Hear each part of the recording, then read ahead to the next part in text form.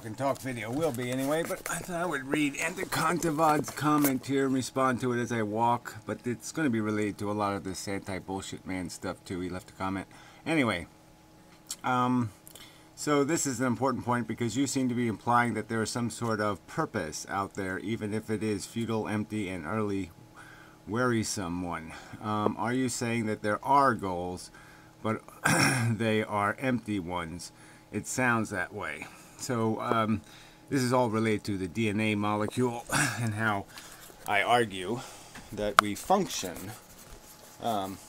based on the impositions of the molecule, this phenomenon of replication now controls our behavior, and we're stuck. Now controls. Well, it's the wrong way to phrase it. That the function of replication combined, okay, with the idea of mutation and natural selection, the fact that you open this door to evolution through this structure, and so it's a phenomenon of material arrangement that when you have these components, this kind of fire can burn. The idea of a sentient. So if you think of feelings or sentience as fire, there's a chemistry that creates it. Phenomenology, an arrangement. You wouldn't call it a goal. You wouldn't say the goal built into nature is that wood burns. You wouldn't call it a goal. Okay, you just say it's what it does based on the circumstance, and so based on the properties of the material elementary universe. Wood can burn. Yeah, chemistry that contains the right amount of carbon and hydrogen and oxygen will burn. Carbon's not really necessary, but anyway. Just a fact.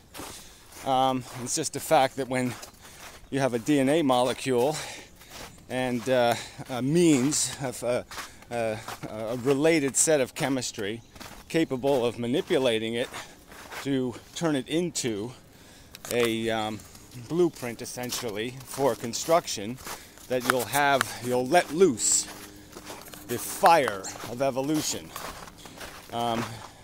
And the fire eventually, possibly another kind of fire, a blue flame or a green flame or a pink flame of these other phenomenons that fire makes possible. The fire of evolution makes possible the brilliant gold flame, of human whatever. Orgasm or whatever. So yeah, but it's not a goal.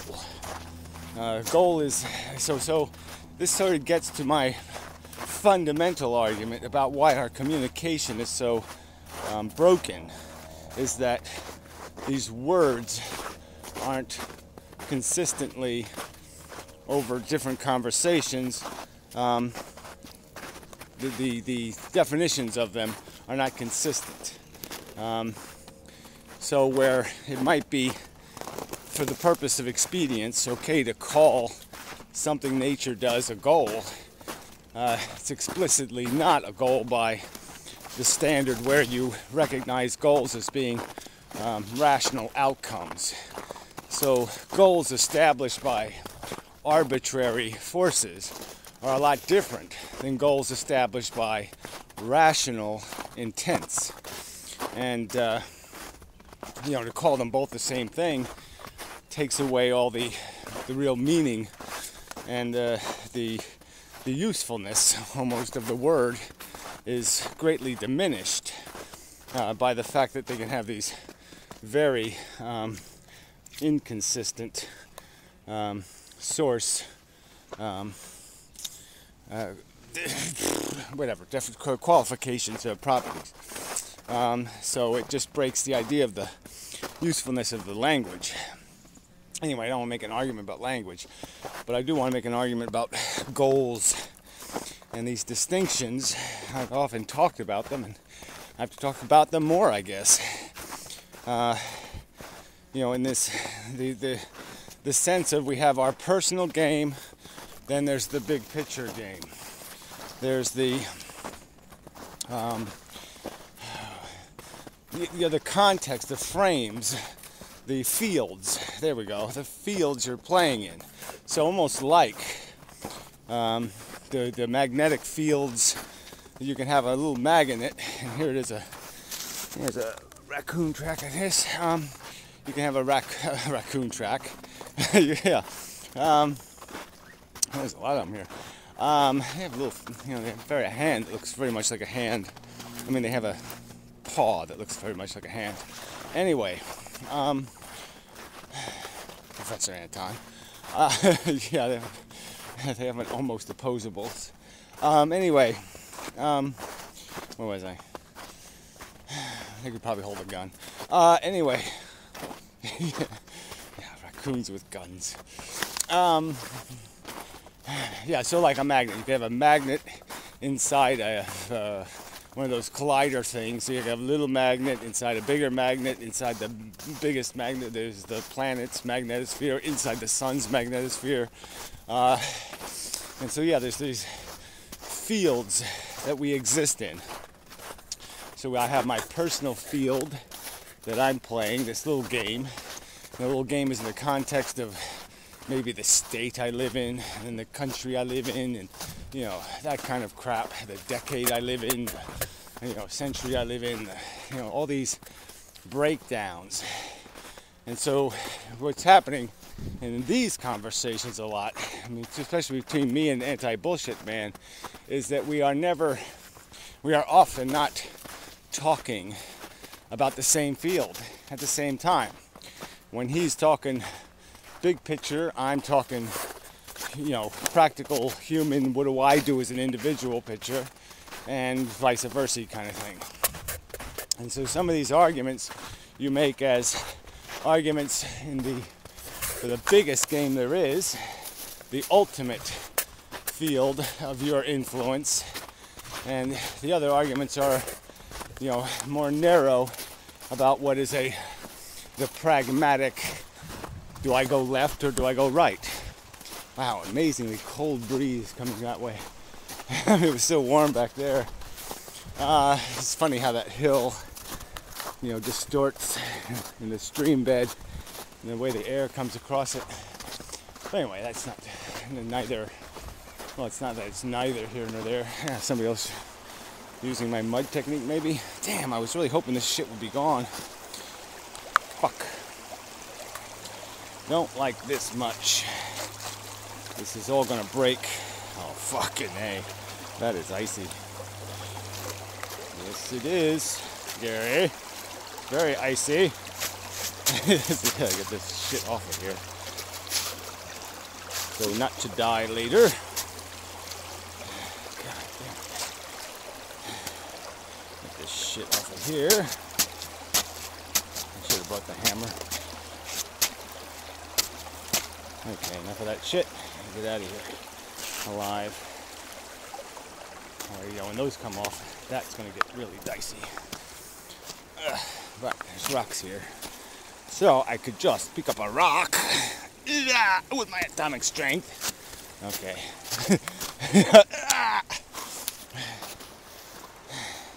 I used to have powers. Yeah, I used to. I used to have power. Many, many powers. I could crush them all. My powers. But now I become weak. Yeah. Ooh, I make iceberg.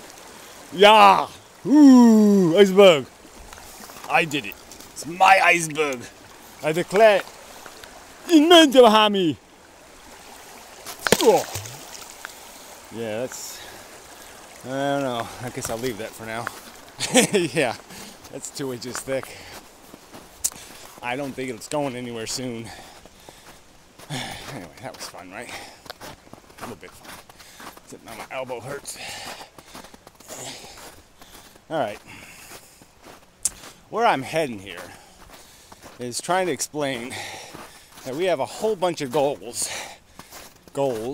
established by biology, by our physical body and our psychology, our gameplay psychology. That's another thing. And to Kondavad left some kind of stupid ass comment like, whoa, says you it's a game. That kind of bullshit. You're just like, well, come on, you got a better metaphor? I mean, where exactly does life fall short of the game definition? It's got all the components except for the gods competing. But I mean, we're definitely pieces, roaming a playing field. So, with objectives. So it's pretty gamey, buddy. Oh, whatever. I said that's the kind of crap you just. Why do I mean, if I gotta waste my time doing that, there's no point in conversation. If game is an outrageous metaphor, unqualified, not rationally sound metaphor, oh, fuck you. Anyway, back to where I was. So this goal thing is just so fucking important. And this realization that the value is built into a well-defined goal. So if my goal is to build a building that doesn't fall down on the occupants, the value of my goal is in the non-harm created by my good architecture. So I successfully prevented, right, the harm of my building being shit. And by making my building not shit. So that's the rational kind of style goal, in that it's a fundamental value that we could agree on. That buildings falling on you is not preferable. It's unpreferable, reasonably. We could say in most circumstances, except for when Adolf Hitler is eating lunch, building falling down is not a good idea. Anyway, I didn't want to really get to the value subject. I want to get to this goal word. So again, there's all these goal imperatives, goal-like things, that makes it seem like we're playing a game. Obviously, because we have all these internal goals. Like, it's almost like different organs in my body have different goals, and they're all playing a different game. And, brain has to sit up here and figure out, well, is my stomach or my penis, is it, whose turn is it? That kind of stuff. I'm going to decide between these, interests. Let's see. So yeah, those goals are all crap, in the sense that they're not defined by an architect. They're not defined by reason. They're not defined by some kind of intelligent force that says, oh, I can figure out that when you're architecting, the thing to do is to make the building not fall down. Well, nature doesn't have any of that wisdom. It doesn't know the difference between falling down or not falling down. The only thing evaluated in its gameplay is, does it create a winner? Period. Or more precisely, it's almost more precisely. I'm not sure if it's more precisely, so I'll have to think about that for a minute. Whether it's creating losers, and the default is the winner. So that might be more an accurate description of what's happening. Is evolution weeds out losers and leaves behind something you call the winner. It squishes shit that's not good enough. But it doesn't necessarily say what remains is good. It just says that other shit was worse. So it annihilates the worse to leave you the lesser, kind of a thing. Anyway, where else am I going with this? So yeah, those aren't rational goals. Intelligent things wouldn't goal create arbitrarily like that, like by some sensible notion of, let's just see if we hit everything with a hammer, whether anything doesn't break or not. And let's just keep hitting everything harder until we break everything but one. Yeah. I mean, a sensible, intelligent thing would say, well, is this breaking process expensive? Am I going to be sent a bill for that? And so that's sort of now where we're getting into the anti-bullshit man argument and the value relative argument. Because the value relativists think you have to send an actual bill. That the universe has to show up at your doorstep with a summons saying you broke the law, you did bad, you suck, and that the universe is going to come to your house and kick you in the nuts and make you overtly pay for your bad performance. No, that's not going to happen. But the truth of your bad performance remains the truth. Whether you're punished for a crime doesn't change the fact that the crime took place, and that the whole point of it being called a crime is the fact that it likely created very negative impacts on other people. And they're paying the price. Okay, the price for crime is the victims. That's the real price. The real price isn't your punishment for crime. The real price isn't your reclamation. The real price isn't... all that shit is incidental to the whole reason what you did was called bad, is that it created bad in the world.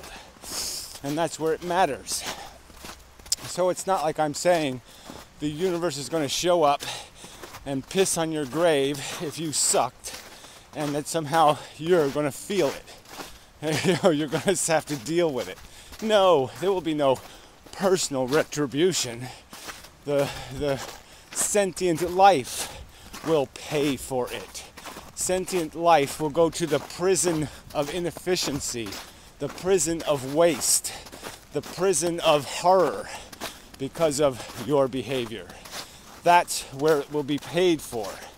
And the only statement being made is that in the book of life that no one ever reads, and no one ever needs to read, noted next to you will be the red figure, with a little fuck you. Your deficit will be acknowledged in a sense that it's a recorded fact of history, and the little red marks, the deficit, can be connected to all the little sentiences that you destroyed in some way or harmed, that you degraded their would have been existence, and that will be just part of the fact of your existence. It doesn't need to be interpreted, doesn't need to be acknowledged, doesn't need to be read, doesn't need to be understood. It's just a fact that your performance was you sucked. You were a lemon. You were a rotten, lousy piece of shit car. And it's just that's the truth of it. You sucked. Damn water. I gotta oil my boots. They are leaking. I'm not supposed to do that. So anyway, I believe that's not enough. It's never enough on this subject. But the other point to be made that I'll probably no doubt have to get to again anyway, so I might as well do it here, is I just had it and I lost it. Value relativism, we already did that.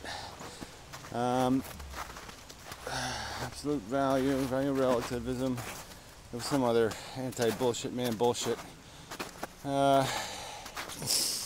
Shit. I hate when that happens. There's a lot of mixed subjects here. But the truth is, there's one truth. And I'll say that again. He mocks that idea. He mocks it. And I find that laughable. And so I'll mock him for it. I'll laugh at him. Ha ha! Silly. These contrary definitions of the reality, this is mush, it's nonsense. And so with this whole idea of defining an incompetent is, what's your absolute standards for that? You're not going to have absolute standards, you're going to have pragmatic social standards. So then we're back to a social contract. So here you are using a social contract to define the absolute of competence, and you can't do that. Obviously all wrong understanding, all error. It's all it is. It's ignorance. It's not a crime. It's just in and of itself. But it is decidedly not trustworthy, not likely to lead to something called efficiency. So it is to be appropriately considered a scourge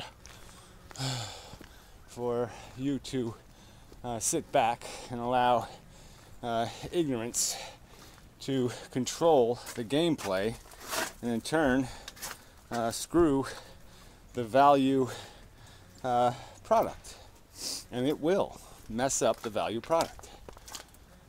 All right, I think that's enough for now.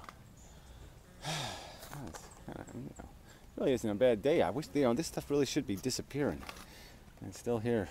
Damn it. Anyway, till next time. Whoa, I think I'm back. Yeah, I am. I was just thinking about game inside a game, and the game between the internal I want, I need, I feel like I'm horrified, I'm terrified, I'm horny, I'm hungry game versus the intelligent, rational disrecognition game. I recognize that I'm hungry, horny, terrified. I recognize I'm an emotionally sensitive creature, all that kind of crap. And I also recognize intelligently that what I want biologically or emotionally isn't necessarily what the world needs. I might want to be the Super Bowl hero. Yes, to throw the big winning of the game pass. Yeah, I might want to do that. My intellect knows the world will not be a better place if that happens. If I go, off to Disney World, as the champion, and they're singing the song, everybody's singing, all my minions are singing, "We are the champions of the world," and whatnot, and such, and we shall mock you for being losers, and all that kind of crap. It doesn't make the world a better place. No, it just makes Gary and Gary's dick happy. But it doesn't do anything for the world. It doesn't mean anything in the big picture. It's just crap. It doesn't matter whether I'm singing the song or Joe Asshole is singing the song. Who cares? It just doesn't matter.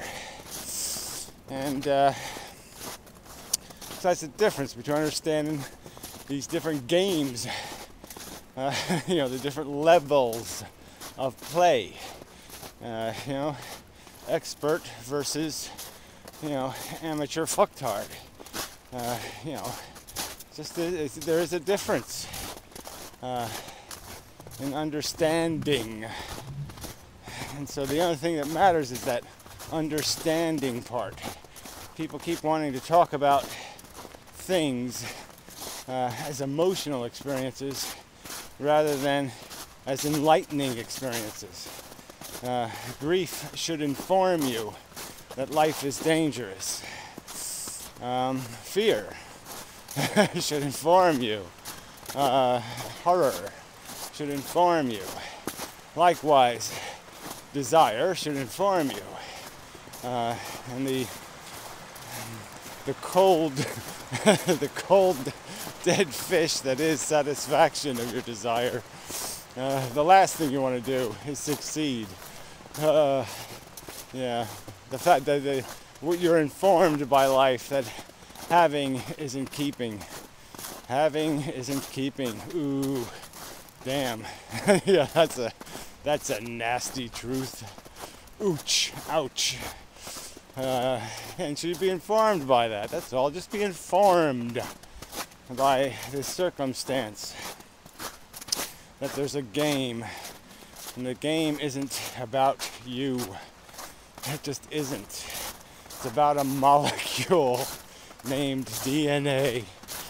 Yeah, somebody ought to write a children's book.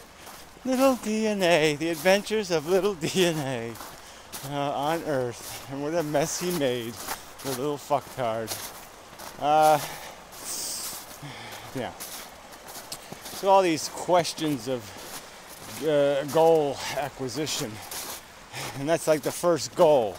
So let's say, what's the first goal of a rational brain? Oh, let's devise some rational goals. Yeah, that's the first goal. That's the joke, right? It's kind of like that wish thing. You know, if I give you a wish, you know, your first wish is rationally a million, no, a zillion more wishes. Yeah, there's no way you could screw it up and not remember to leave one of the wishes behind to have more wishes. Just keep filling your wish bucket. But yeah, that's the first goal, is to understand what the right goals are. I mean, I could put a goal here. You know, I could even piss it. I could piss you a little goal right here. Goal. Yeah. No, I'm not going to bother trying to write it, but snow is harder than I thought. So yeah, that could be a goal. It doesn't mean anything. Alright? I just said it. It doesn't have any integrity. So the whole point is to establish goals that have continuity to what you observe to be rational, not priorities, but preferable outcomes. Yeah. So again, we're back to sort of this evolution thing in terms of, it's more about finding out what the wrong thing to do is and not do that first. First, do no harm, then you win. Figure out what the things that aren't goals are. Yeah, then maybe what's left behind might be a goal. But yeah, I think the first rational goal is to be something called productive, to improve the time-space continuum, to enter it one way in one condition and to leave it in a better condition than you got it in. I think that's pretty much it's kind of a rational, logical theme. So that would be the goal, is to get to the end of your life having successfully added value to the noise level, to the interaction, to the bing bong boom bomb, all these little pinball, all these little ping pong ball thingies bouncing all over the crap. And you can recognize bad bounces. You can.